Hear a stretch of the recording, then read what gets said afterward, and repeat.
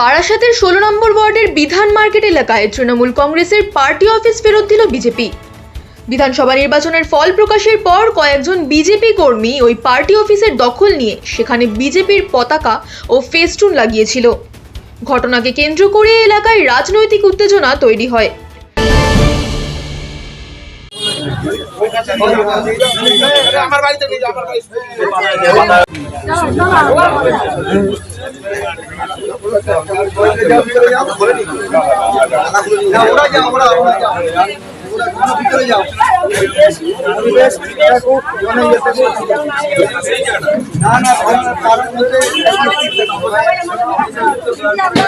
পাড়ার মধ্যে সবাই পরিবেশ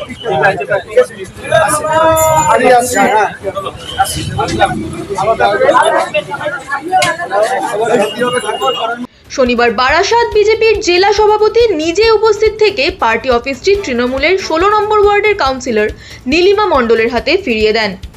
তিনি জানান, বারাসাত শহরে কোনো তৃণমূল পার্টি অফিস জোর করে দখল করা যাবে না। পাশাপাশি বিজেপি কর্মীদের উদ্দেশ্যে তিনি স্পষ্ট বার্তা দেন, এ ধরনের কাজ দল সমর্থন করে না। কি হয়েছিল 4 তারিখের পর সরকার পরিবর্তন হয়েছে। কিছু মানুষের দীর্ঘদিনের যে ক্ষোভ, তারই কিছু বহিঃপ্রকাশ ঘটতে গিয়ে কিছু জায়গায় দেখা গেছে তৃণমূলের পার্টি অফিসগুলোতে ভারতীয় জনতা পার্টির বা যেমন এখানে দেখছি যে ভারতীয় জনতা পার্টির ব্যানার করেছে। এটা ভারতীয় জনতা পার্টি করে না। বেশ কিছু ক্ষেত্রে এরকম ঘটনা কয়েকটা জায়গায় ঘটেছে, যাতে আমরা পরবর্তীকালে দেখতে পেরেছি যে 4 তারিখের পরে 12টার পরে যারা বিজেপি হয়েছে, গেরুয়াটি কপালে দিয়ে জয় শ্রীরাম ধ্বনি দিয়ে তারা এই কাজগুলো করে দিয়েছে। কারণ ভারতীয় জনতা পার্টির কার্যকর্তারা তারা দায়িত্বশীল এবং শৃঙ্খলাপরায়ণ দল। আমাদের কখনোই এই সংস্কৃতি ভারতীয় জনতা পার্টির কার্যকর্তাদের মধ্যে আসবে না। যেহেতু আমি এইখানেই থাকি, আমার পাড়ার মধ্যে এখানকার যিনি কাউন্সিলর আছেন উনি আমাকে গতকাল ফোন করেছিলেন। আমি ওনাকে বললাম যে ঠিক আছে দিদি, দেখছি। সেটাই আজকে যেটুকু কোনো কিছুই করা হয়নি, শুধু কটা ব্যানার আর ফ্ল্যাগ রাখা হয়েছে, সেগুলো আমরা করে যার যার দল যার যার কার্যালয় তার কাছে থাকবে।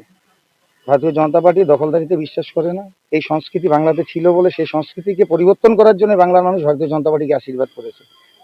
ভারতীয় জনতা পার্টি পশ্চিমবাংলায় প্রথমবার সরকার গঠন করেছে। এছাড়া সারা ভারতবর্ষে 22টার উপরে রাজ্যে ভারতীয় জনতা পার্টির সরকার চলছে।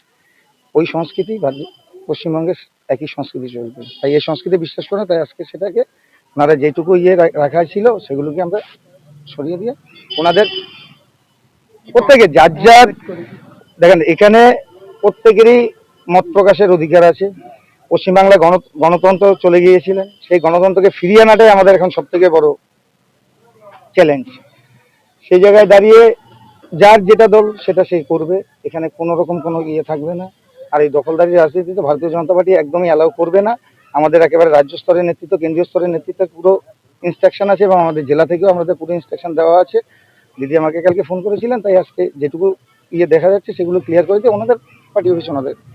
কেউ যদি মনে করেন আমি ওই যে গেরুয়া আবির কপালে লাগালাম আর জয় শ্রীরাম ধ্বনি দিলাম বিজেপি হয়ে গেলাম, ভারতীয় জনতা পার্টিতে এভাবে সদস্য হওয়া যায় না। আমাদের সদস্যপদ গ্রহণের একটা প্রসেস আছে। এই সমস্ত কাজগুলো আমাদের প্রত্যেকটা দলীয়, আমাদের যারা কার্যকর্তা আছেন প্রত্যেক মণ্ডলে মণ্ডলে প্রত্যেক বুথে বুথে বলে দেওয়া হয়েছে এদের লিস্ট বানাও, কারা এই করেছে, এদের বিরুদ্ধে কঠোর ব্যবস্থা নেওয়া হবে। কারণ মানুষ ভারতীয় জনতা পার্টিকে অনেক আশা নিয়ে দীর্ঘদিনের যে পশ্চিমবাংলা অরাজকতা চলছিল সেটার থেকে মুক্তি লাভের জন্য ভারতীয় জনতা পার্টিকে আশীর্বাদ করেছেন।